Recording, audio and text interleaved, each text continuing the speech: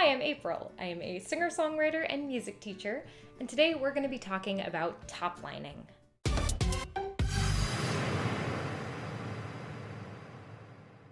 So if you're wondering what a top line actually is, it is just a song that is written over a pre-made beat. So basically a producer is going to give you that beat, and it's your job as the top liner to write the melody, the lyrics, and any additional harmonies or fun things that you want to add. So a producer approaches you and says, "Hey, you awesome songwriter, I'm going to be giving you this beat and you're going to write this entire song over it." So how do you get started? The first thing you should do is just ask that producer if there are any specific themes, ideas, or images that they want present in the song. So if the song already has a title, or if there's a specific kind of topic that they want you to address, this is a really good opportunity to just start jotting down some notes. If your producer doesn't have any specific ideas and just wants to give you free rein, that's amazing. You've got tons of space to write something really creative and cool. Another thing you should discuss with your producer ahead of time is what to do about the vocals. If you're going to be singing the song yourself, then you're going to want to know things like what kind of vocal inflections to use, or if there are any maybe famous singers that they want you to kind of emulate. So if, for instance, your producer really loves Beyonce and they want to do like a Beyonce-inspired track, you can make sure to write some cool little runs in your song. Or if your producer really loves Adele, you're going to want to use that chest voice sound. Now, you should never try to stress yourself out about sounding exactly like another singer, because your voice is your voice, and it's always going to be unique and it's always going to be different from anyone else's. So don't worry about trying to hit all of those Ariana Grande dolphin noises just so that you can appease your producer. Instead, just take inspiration from those singers and try to find what fits for your voice, but also fits that kind of general sound that they're looking for. If you are not the person singing on this track, that's awesome too. But in this case, you're going to ask about the singer themselves. What is their vocal range, or what is the type of music that they tend to be most comfortable with? You really want to cater this song to the specific voice that's going to be on it, because that's just going to make it sound the best it can sound. This is also a really good time to check in with your producer about later down the line stuff. Like, for instance, how are you going to split the royalty payments? Either they're paying you for the top line work, or you're working together as a team. No matter how you go about doing it, this is a great time to have that conversation. So now that you've talked to your producer and you've got a good sense of what they're looking for in the track, you get to start using your own creativity. What I like to do personally is just have two completely different listening sessions back to back. So the first time, I am listening exclusively emotionally. So I'm putting on headphones, I'm kicking back, I'm really listening very deeply and intensely from my emotional center. So from there, I'm just going to try to figure out how it makes me feel. Think about what kind of images it conjures in your head.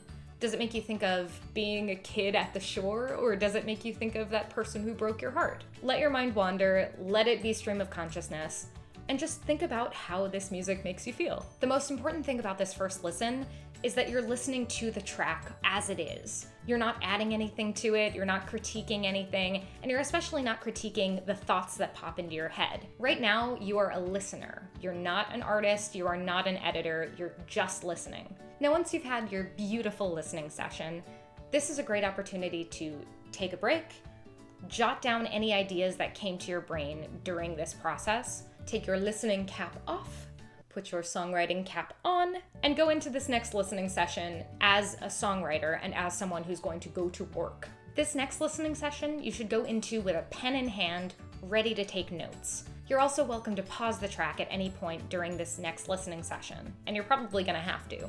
The biggest thing to pay attention to during the next listening session is when the different sections change. So pay attention to what feels like a verse, what feels like a chorus, and pay attention to whether there are any instrumentation changes, dynamic shifts, or really conspicuous things like bass drops. You can either do this by paying attention to the individual bars and just writing down at what bar things are coming in and how long they last, or you can just write down the timestamps for when all of these things happen in the track. So at this point, you should know your song pretty well. You should have a good sense of what it kind of evokes in your brain. and you can start going into the process of outlining. If you prefer to skip the outlining process, that's totally fine. It's really helpful for me to be able to just get my ideas on paper so that I always know where to go next, just so I don't get stuck on any individual sections. As always, there is a link in the description to my own personal outline if you need any help in getting started with outlining. So to keep it really simple, you're just going to write a one-sentence description of each of these individual sections. And some things to keep in mind as you do this are that each of your verses should build from one to the next. So make sure that they inform the chorus slightly differently, and to make sure that your story evokes the senses. So do your best to show rather than tell, and really paint a story in your verses. Keep in mind that you already have a ton of notes at this point, so you already have a sense of what your main idea might be. It's really important during this process not to judge yourself for whatever ideas you came up with earlier, but if you do need to change something, you're welcome to do so. I generally think the best thing you can do is trust that first listen. Whatever thought pops into your mind first is a really good thing to play with because it means that your music is going to match your words. This concept is called prosody. I talk about it a lot. And it basically means that your form and your content match and fall in love and are happy together.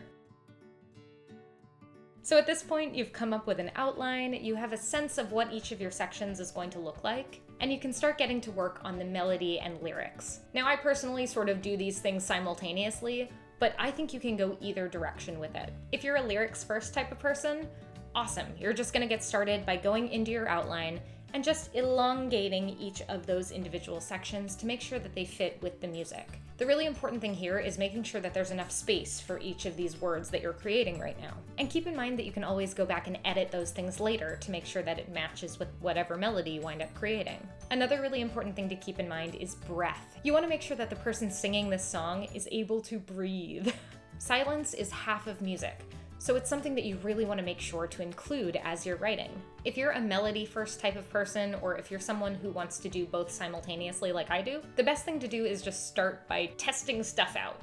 So play the track, start singing over top of it, try to figure out what sounds you really like, and just go from there. If melody writing is a little bit more difficult for you, or it's something that maybe doesn't come so naturally, you can figure out what key the song is in, and from there you'll have the opportunity to mess around with whatever notes are in that key. This is where it's really important to keep in mind who is singing this song and what their range is. The best thing you can do is start your song directly in the middle of that person's range, so just on a note that feels particularly comfortable for the singer, because from there, you're gonna have to go up. You're probably gonna wind up going down a little bit, which you know they or you will feel comfortable doing. And since you're starting on a note that's already really comfortable, it's gonna feel like you're getting off on the right foot. I'm gonna be doing a video really soon on chorus writing, so make sure you subscribe and ring the little bell to be notified when that happens. But in the meantime, some things that you want to consider are that you want to go up when you get to your chorus if you want that really intense kind of punchy sound, and that you want your chorus to be really singable. The chorus is the part of the song that everybody sings along to, so it's really important that your listener is able to follow the melody and that it doesn't get too complex and that it's not too wordy. So at this point, hopefully you've got a really good sense of what your song is going to sound like and the types of things that you want to be thinking about during this process. And so all that there is left to do is leave a like, let me know what you thought of this video in the comments below, and be sure to, again, ring that little bell, subscribe to the channel, and just share it with all your friends. And I'll see you soon.